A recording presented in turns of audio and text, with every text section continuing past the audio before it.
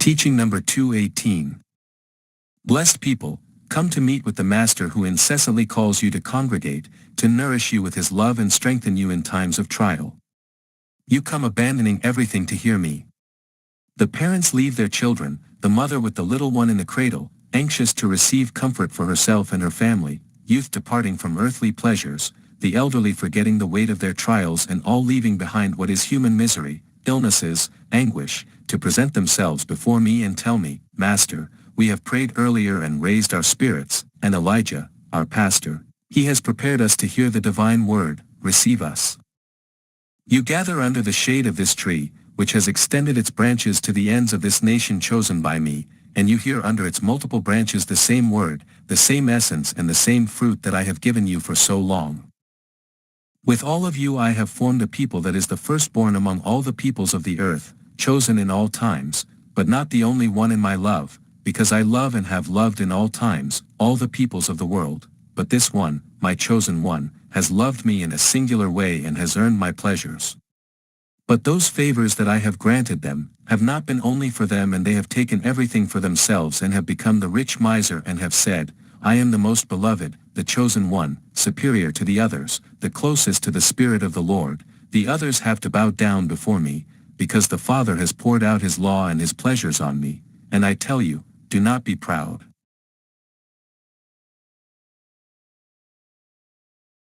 I have been pleased to bestow gifts upon to you in all 3 eras. Through 3 long eras I have poured myself on your spirit in the different bodies that you have incarnated, so that you imitate me and participate in my gifts, and full of love for your brothers, you would be like a tree whose shade and fruit are for all of the travelers.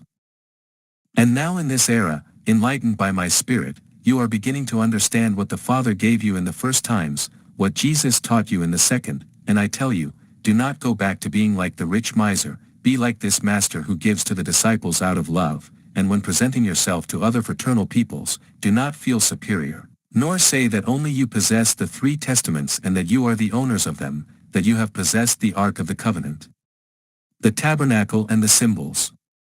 No people. I want you to tell your brothers and sisters of different races that you can all become the chosen people of the Lord, of that blessed family, because you have all sprung from one Spirit, from one Father.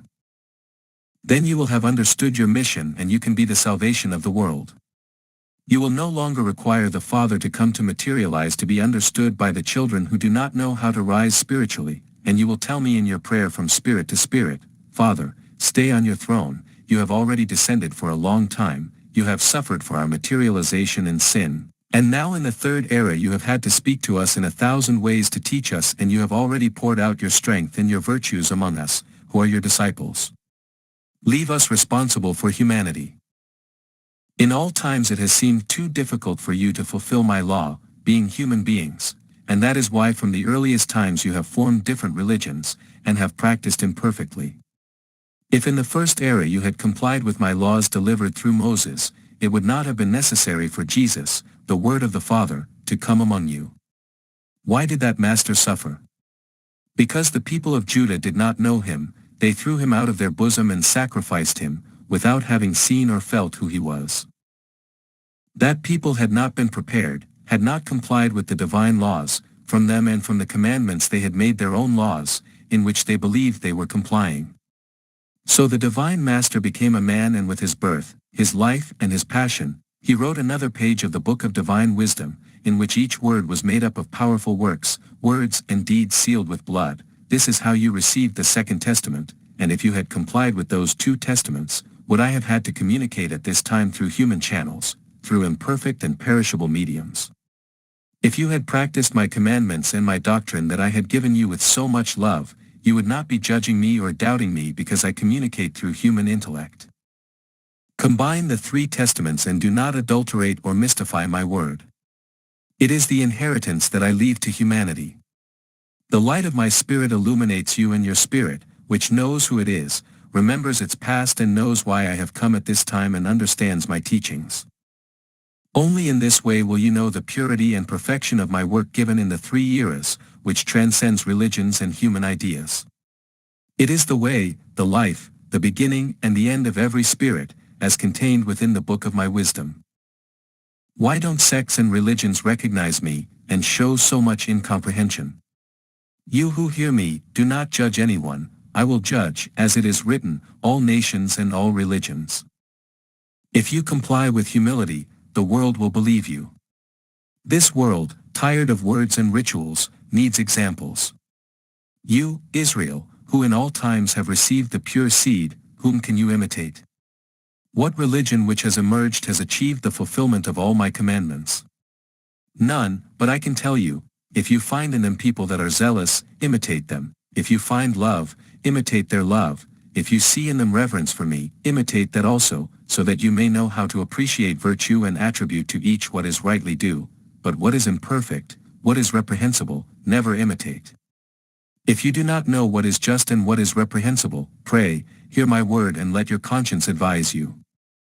The clamor of humanity reaches me, the anguish of childhood, of youth, of men and women of mature age and of the elderly, rises. It is the voice that cries out for justice, it is an invocation of peace, of mercy that the spirits make, because the seed of love in this world has been lost. And do you know where love is? In the depths of the human heart, so deep inside that it cannot be discovered, because hatred, ambitions, science and vanity have drowned the seed and there is no spirituality or mercy. The chalice of bitterness is filling up and the world drinks it to the dregs. And you people, contemplate in peace from the boat the storm that has been unleashed, full of trust in the Father. While those nations involved in wars blaspheme some against my spirit, and others practice imperfect worships, you are glorifying me. But all of you will wake up in this time of trials and you will come to unify yourselves through love and spiritual knowledge. Disciples, I receive you and am ready to forgive you. I want to feel loved by you and I also want you to live in harmony with each other. May the absent son return to my lap, and if he has distanced himself from me due to misunderstanding or ignorance, do not fear that I will reproach him for his behavior. I want to caress your spirit and give it back what it has lost, its peace, its joy and hope. It is my wish that you take from this life its sweetness, that you know how to receive its unpleasantness, that you live meekly and patiently, that you work for your elevation. Who can separate me from you, or what power exists that prevents me from loving and protecting you? Instead, you do know how to distance yourself from me and imitate the prodigal son, and only when pain hurts your heart, do you remember that there is a Father who loves you and is ready to help you, to free you from all danger that lies in wait for you. I have always inspired you with confidence so that you see in me a loving Father, a loyal friend, a confidant. Remember the parable of the prodigal son, you who carry the weight of a great fault, and think that above all I am love and forgiveness. You must take into account that you are destined to reach me perfected, free of errors, clean, and if today you are within that opportune time to shape your heart and do great spiritual works, you must take advantage of it to shorten the days of your exile. If you already have the experience of the past ages and you know that the law of restitution exists, why do you fall back into the mistakes of yesterday instead of taking a big step forward on your path? Look at humanity restoring its faults and washing away its stains. It is subject to great transformations in order to purify and restore all that it has sullied. My word is fulfilled. You have seen a large part of my prophecies fulfilled before your incredulity. Many others are yet to be seen, and of these you will bear witness. My judgment is upon you as I have announced for these times. Chaos engulfs the nations. While a few watch and know the reason for their hardships, many sleep and are content to live without making an effort to know the cause of all these trials.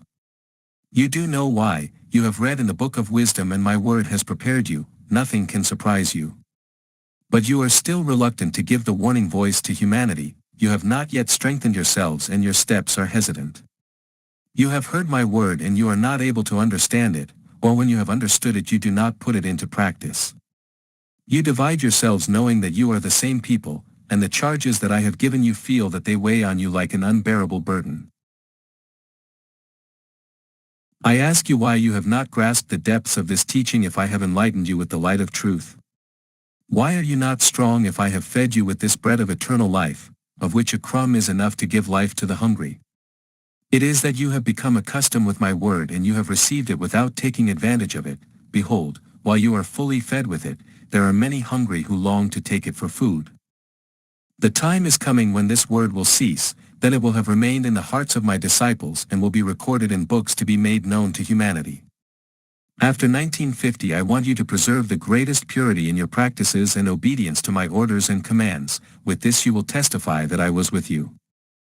All your positions have been given to you according to your ability and strength, because I know and appreciate your virtue. Work out of love, not fear. Look into the depths of my teachings. My fatherly love and my forgiveness always manifest upon all my children. How much joy I discover in your hearts when you listen to my word. I have infinite patience awaiting the moment you rise fully to the fight. I have revealed your future to you. How great your day will be after my departure, for you have not even foreseen it. For that time, I have some secrets to reveal to you, so that you may persuade mankind. I surprised you like those fishermen of the second era, whom I found dedicated to their tasks and duties, telling them, "Follow me, from now on you will be fishers of men." I granted them the power to heal the sick, I gave them the gift of speech, I enlightened them with my revelations, and I taught them to free the possessed. And already prepared and comforted, I sent them to different regions so that they could put into practice my doctrine of redemption. In this time there have not been 12 chosen ones. You are a large group that I have consecrated and indoctrinated under the shade of various trees. You will be the ones who give courage to humanity, in the great trials that threaten the world. Soon the spiritual realm will stop communicating, and I want you to develop your gifts, so that you do not falter. I want you to live alert so that you listen by intuition or in dreams to the voice of the beyond. When it tells you, "Arise," then you will direct your steps to homes and regions where disease or the fury of the elements has sown desolation. And when you must go to distant lands, listen to the commands of the Father indicating when and where to go. Sects and religions will come to watch you, they will put your power to the test. There will be those who, convinced of your gifts, tempt you through money to use you for material ends. Do not forget that anyone who converts my work into merchandise will lose my grace. I will stop speaking to you through the human channel, as it is written, but I will not abandon you. I will give you inspiration and allow you to feel my presence. And the tranquility of your conscience will not let time mark deep traces on your body. Every house of prayer and enclosure where my doctrine is not practiced with purity will disappear, and only those that are a refuge and abode of salvation for the needy will remain. After my departure, the purification will come upon this people. It will be in the midst of global struggles and conflicts, after which peace will come and misery will disappear. Be strong, because at the time of the fight you will be persecuted and harassed. You will be denied work and bread.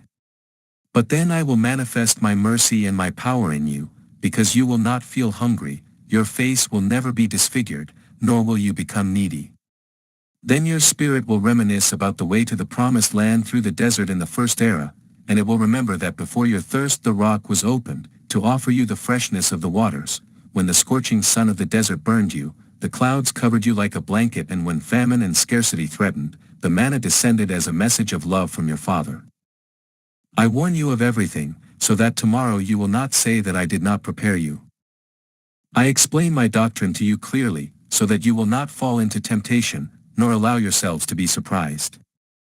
I want to contemplate you always prepared, so that you are understanding and respectful of my will.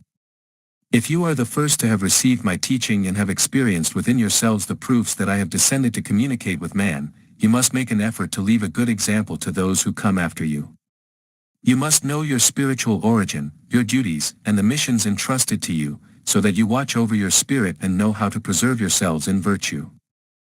While you have evolved, coming to earth again and again in different incarnations, you see that my work remains unchanged, unalterable through the times that have passed. I always show you the same attributes. I cause you to feel my fatherly love, my limitless patience, my redeeming works, and despite all these trials you do not recognize me. It is necessary that you wake up and realize the time that I have given you to work out your salvation in it.